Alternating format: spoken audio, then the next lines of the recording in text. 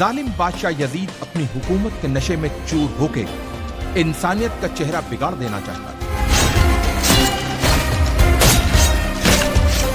لیکن اسے یہ پتا تھا کہ جب تک نبی محمد صاحب کے نواسے امام حسین زندہ ہیں تب تک وہ اپنی مرضی کی نہیں کر سکتا۔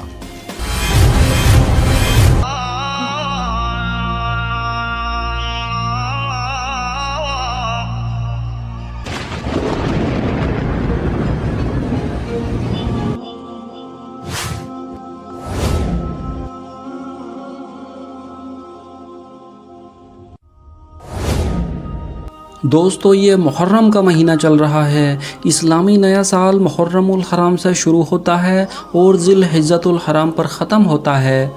بے شک مہینوں کی گنتی اللہ کے نزدیک 12 مہینے ہیں۔ اللہ کی کتاب میں جب سے آسمان اور زمین بنائے ان میں 4 مہینے حرمت والے ہیں۔ ان حرمت والے مہینوں میں ماہ محرم بھی شامل ہے۔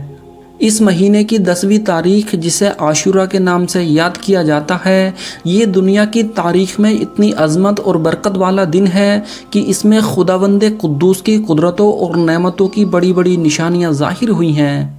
اس مہینے کے اہم ہونے کے ویسے تو کئی سارے ریزن ہیں، لیکن سب سے بڑی وجہ اللہ کے آخری نبی حضرت محمد صلی اللہ علیہ وسلم کے نواسے حضرت امام حسین کا اسی مہینے میں شہید ہونا ہے۔ یعنی 10 محرم کے دن کربلا کے میدان میں حق اور باطل کی ایک خطرناک جنگ ہوئی تھی۔ حالانکہ ادھکتر جنگیں دولت، شہرت یا اپنی پاور دکھانے کے مقصد سے لڑی جاتی ہیں، لیکن کربلا کی وہ جنگ نہ دولت کے لیے تھی، نہ شہرت کے لیے تھی، اور نہ کسی منصب کو پانے کے لیے تھی، بلکہ کربلا کی وہ جنگ صرف اور صرف دین اسلام کو بچانے کی خاطر لڑی گئی تھی۔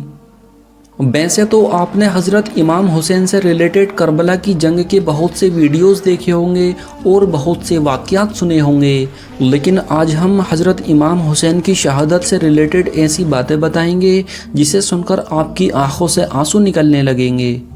بس آپ سے ایک چھوٹی سی گزارش ہے کہ نئے آنے والے دوست ہمارے چینل کو سبسکرائب ضرور کر دیں اور بیل آئیکن کو دبانا نہ بھولیں۔ جمعہ کے دن محرم کی 10ویں تاریخ 61 ہجری مطابق 680 عیسوی کو میدان کربلا میں حضرت امام حسین اور یزید کی فوج کے بیچ ایک خطرناک جنگ ہو رہی تھی۔ اس جنگ میں حضرت امام حسین کے لگ بھگ سبھی وفادار بہادر شہید ہو چکے تھے۔ مردوں میں حضرت امام حسین کے علاوہ ان کے بیٹے حضرت امام زین العابدین ہی باقی بچے تھے۔ ان کے علاوہ اہل بیت کا ہر ایک بہادر شہید ہو گیا تھا۔ اس وجہ سے حضرت امام حسین نے خود میدان جنگ میں نکلنے کا فیصلہ کر لیا۔ اس وقت حضرت امام زین العابدین سخت بیماری میں مبتلا تھے۔ وہ اپنی بیماری کی نقاہت اور کمزوری کے باوجود حضرت امام حسین کی خدمت میں حاضر ہوئے اور عرض کرنے لگے، اے بابا جان، میرے زندہ رہتے آپ شہید ہو جائیں، یہ کیسے ہو سکتا ہے؟ پہلے آپ مجھے میدان جنگ میں جانے اور اپنی جان نثار کرنے کی اجازت دیجیے۔ امام علی مقام نے نور نظر حضرت امام زین العابدین کو اپنے سینے سے لگا لیا اور پیار کیا، اور پھر فرمایا، بیٹا میں تمہیں کیسے میدان جنگ میں جانے اور جان نثار کرنے کی اجازت دے دوں؟ علی اکبر بھی شہید ہو گئے، عباس بھی شہید ہو گئے، علی اصغر بھی شہید ہو گئے، قاسم بھی دنیا سے چلے گئے، اور تمام اعز و اقارب جو ہمراہ تھے سب راہ حق میں قربان ہو چکے ہیں۔ اگر میں تمہیں اجازت دے دوں تو اہل بیت کا کوئی محرم باقی نہ رہ جائے گا۔ میرے پیارے بیٹے، تمہیں ابھی زندہ رہنا ہے، تمہیں ہرگز شہید نہیں ہونا ہے، ورنہ میری آگے کی نسل کیسے چلے گی؟ حسینی سادات کا سلسلہ کس سے جاری ہوگا، اور ان بے کس خواتینوں کو وطن مدینہ واپس کون پہنچائے گا؟ اے میرے لخت جگر، یہ ساری امیدیں تمہاری ذات سے وابستہ ہیں۔ تم اپنے نانا جان صلی اللہ علیہ وسلم کی شریعت اور ان کی سنت کی پیروی کرنا، میرے بعد تم ہی میرے جانشین ہو۔ حضرت امام حسین نے حضرت زین العابدین کو تمام وصیتیں کی اور ان کو تمام ذمہ داریوں کا حامل کیا۔ پھر آپ نے اپنی دستار مبارک اتار کر امام زین العابدین کے سر پر رکھ دی اور پھر انہیں بستر ضلالت پر لٹا دیا۔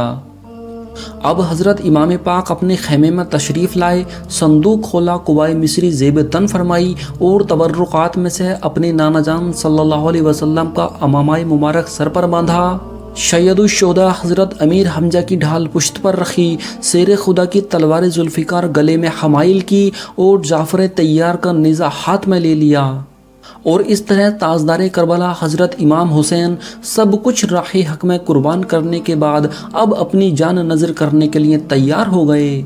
بیویوں نے جب اس منظر کو دیکھا تو ان کے چہروں کے رنگ اڑ گئے اور آنکھوں سے غم کے موتی ٹپکنے لگے۔ حضرت سکینہ نے روتے ہوئے کہا، بابا جان آپ کہاں جا رہے ہو؟ اس بیابان میں ہمیں کس کے سپرد کر کے جا رہے ہو؟ جن درندوں نے ننھے علی اصغر پر رحم نہیں کھایا وہ ہمارے ساتھ کیا سلوک کریں گے؟ امام عالی مقام نے فرمایا، میری پیاری بیٹی فکر نہ کرو، اللہ تعالیٰ تم لوگوں کا حافظ نگہبان ہے۔ پھر آپ نے تمام اہل خیمہ کو صبر و شکر کی وصیت فرمائی اور سب کو اپنا آخری دیدار کرا کر گھوڑے پر سوار ہو گئے۔ فاطمہ کے لاڈلے کا یہ آخری دیدار ہے۔ اہل بیت غریب الوطن اور بے کس مسافروں کا دکھ رسیدہ قافلہ حسرت بھری نگاہوں سے آپ کو دیکھتا رہا۔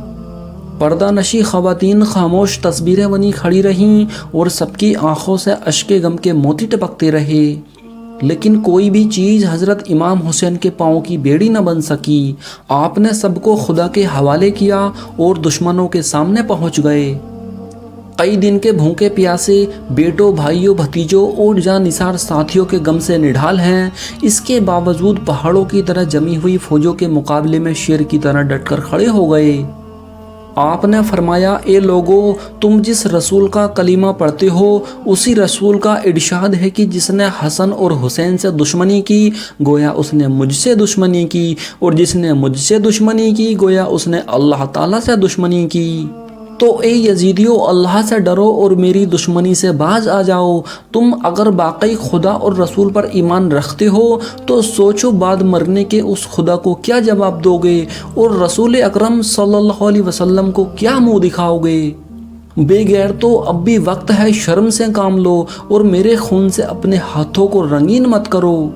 بے وفاؤ، تم نے مجھے خطوط بھیج کر یہاں بلا لیا اور جب میں یہاں آیا تو تم نے میرے ساتھ ایسا برا سلوک کیا کہ ظلم کی انتہا کر دی۔ چمن زہرا کے ایک ایک پھول کو کاٹ ڈالا، میرے تمام ساتھیوں کو شہید کر دیا اور اب میرے خون کے پیاسے ہو گئے۔ اگر قیامت پر ایمان رکھتے ہو تو اپنے انجام پر غور و فکر کرو اور اپنی عاقبت پر نظر ڈالو۔ پھر یہ بھی سوچو کہ میں کون ہوں، کس کا نواسا ہوں، میرے والد کون ہیں، میری والدہ کس کی لخت جگر ہیں۔ میں انہی فاطمہ کا فرزند ہوں کہ جن کے پل صراط پر گزرتے وقت عرش سے ایک ندا آئے گی کہ اے اہل محشر، اپنے سروں کو جھکا لو اور اپنی آنکھوں کو بند کر لو، حضرت خاتون جنت 70,000 حوروں کے ساتھ یہاں سے گزرنے والی ہیں۔ اللہ اکبر۔ حضرت امام حسین کی تقریر سن کر یزیدی لشکر کے بہت سے لوگ متاثر ہو گئے اور ان کی آنکھوں سے آنسو جاری ہو گئے، لیکن سعد سمر وغیرہ بدوقت خبیثوں پر کوئی اثر نہ ہوا، بلکہ جب انہوں نے اپنے لشکر پر حضرت امام حسین کی تقریر کا کچھ اثر دیکھا تو وہ حضرت امام حسین سے کہنے لگے کہ آپ یا تو یزید کی بیعت کر لیں اور یا تو جنگ کے لیے تیار ہو جائیں، اس کے علاوہ ہم کچھ سننا نہیں چاہتے۔ حضرت امام حسین نے فرمایا، اے بدبختو، مجھے خوب معلوم ہے کہ تمہارے دلوں پر بدبختی کی مہر لگ چکی ہے اور تمہاری غیرت ایمانی مردہ ہو چکی ہے، لیکن میں نے یہ تقریر صرف اعتماد حجت کے لیے کی تاکہ تم یہ نہ کہہ سکو کہ ہم نے حق اور امام برحق کو نہیں پہچانا تھا۔ اس لیے میں نے یہ تمہارا عذر ختم کر دیا، اور اب رہا یزید کی بیعت کا سوال تو یہ مجھ سے ہرگز نہ ہو سکے گا کہ میں باطل کے سامنے سر جھکا دوں۔ مرد حق باطل سے ہرگز خوف کھا سکتا نہیں، سر کٹا سکتا ہے لیکن سر جھکا سکتا نہیں۔ امام علی مقام نے جب دیکھا کہ یہ بدبخت میرا خون بہانے سے کسی طرح باز نہیں آئیں گے تو آپ نے فرمایا، اب تم لوگ جو ارادہ رکھتے ہو اسے پورا کرو اور جسے میرے مقابلے کے لیے بھیجنا چاہتے ہو بھیجو۔ بڑے بڑے مشہور بہادر جو شیر خدا کے شیر سے مقابلے کے لیے محفوظ رکھے گئے تھے، ابن سعد نے سب سے پہلے تمیم بن قطابہ کو حضرت امام حسین کے مقابلے میں بھیجا۔ جو ملک شام کا نامی گرامی پہلوان تھا، وہ غرور اور گھمنڈ سے ہاتھی کی طرح جھومتا ہوا اور اپنی بہادری کی ڈینگیں مارتا ہوا حضرت امام حسین کے سامنے آ گیا۔ اس نے سامنے پہنچتے ہی حضرت امام حسین پر حملہ کرنا چاہا۔ ابھی اس کا ہاتھ اٹھا ہی تھا کہ شیر خدا کے شیر نے ذوالفقار حیدری سے ایسا جچا تلا وار کیا کہ اس کا سر کٹ کر دور جا گرا۔ اس طرح حضرت امام حسین نے اس کے گھمنڈ کو خاک میں ملا دیا۔ پھر یزید ابتہی بڑے کروفر کے ساتھ آگے بڑھا اور چاہا کہ امام کے مقابل بہادری کا جوہر دکھا کر یزیدیوں کی جماعت میں اپنی شاباشی حاصل کرے اور انعام و اکرام کا مستحق بن سکے۔ اس نے فوراً گھوڑا کدا کر آپ پر تلوار کا بار کر دیا۔ حضرت امام حسین نے اس کے وار کو بیکار کر دیا اور پھر جھپٹ کر اس کی کمر پر ایسی تلوار ماری کہ وہ کھیرے کی طرح کٹ کر دو ٹکڑے ہو گیا۔ بدر بن سہیل یمنی اس منظر کو دیکھ کر غصے سے لال پیلا ہو گیا۔ اس نے ابن سعد سے کہا کہ تم نے کن گواروں کو حسین کے مقابلے میں بھیج دیا جو دو ہاتھ بھی جم کر مقابلہ نہ کر سکے۔ میرے 4 بیٹوں میں سے کسی ایک کو ہی مقابلے میں بھیج دو، پھر دیکھنا چند منٹوں میں کیسے حسین کا سر کاٹ کر لاتا ہے۔ ابن سعد نے اس کے بڑے بیٹے کو اشارہ کیا۔ بدر کا بڑا بیٹا گھوڑا کداتا ہوا امام علی مقام کے سامنے پہنچ گیا۔ امام حسین نے فرمایا بہتر ہوتا کہ تیرا باپ مقابلے میں آتا تاکہ وہ تجھے خاک و خون میں تڑپتا ہوا نہ دیکھتا۔ پھر آپ نے ذوالفقار حیدری سے ایک ہی بار میں اس کا کام تمام کر کے جہنم میں پہنچا دیا۔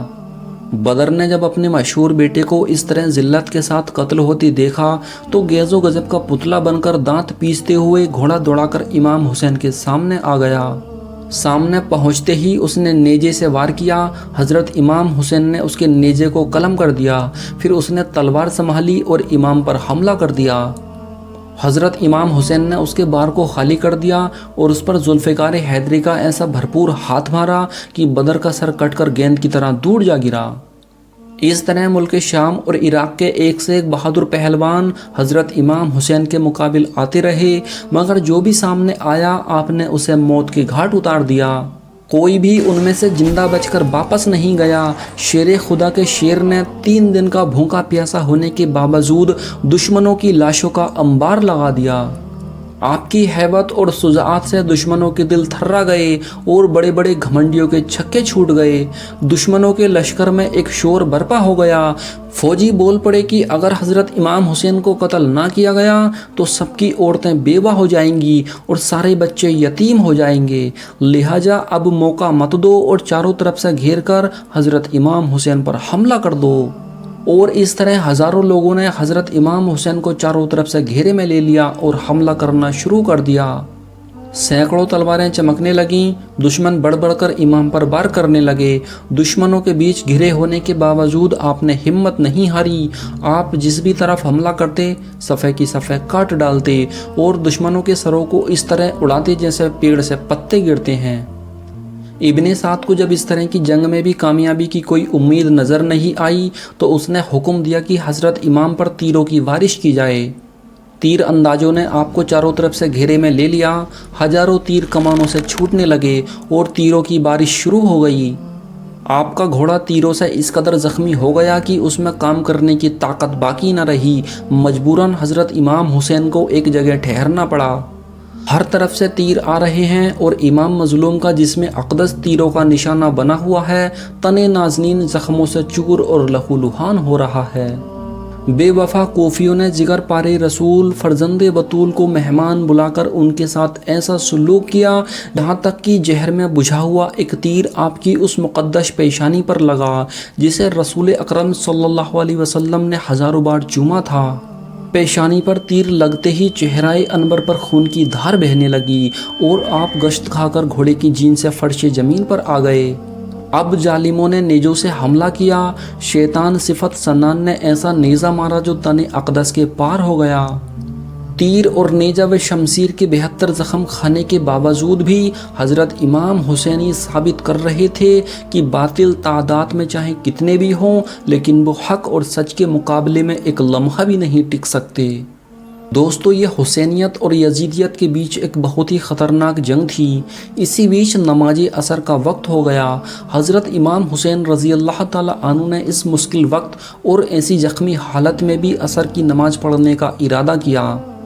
آپ نے جیسے ہی نماز پڑھنا شروع کی، یزیدی فوج کو وہ موقع مل گیا جس کا اس کو ایک لمبے وقت سے انتظار تھا، یعنی جیسے ہی حضرت امام حسین سجدے میں گئے، یزیدی فوج کے سمرجل جوشن نام کے ایک بدبخت شخص نے آپ کی گردن پر ایسا وار کیا کہ سر بدن سے جدا ہو گیا اور آپ شہید ہو گئے۔ 56 سال 5 مہینے 5 دن کی عمر میں جمعہ کے دن محرم کی 10ویں تاریخ 61 ہجری مطابق 680 عیسوی کو امام عالی مقام نے اس دار فانی سے رحلت فرمائی۔ انا للہ و انا الیہ راجعون۔ یزیدیوں نے سمجھا کہ ہم نے حسین کو قتل کر ڈالا، لیکن زمین کربلا کا ذرہ ذرہ زبان حال سے ہمیشہ یہی پکارتا رہے گا کہ اے حسین، تو زندہ ہے واللہ، تو زندہ ہے واللہ، میرے چشم عالم سے چھپ جانے والے۔ اللہ اکبر۔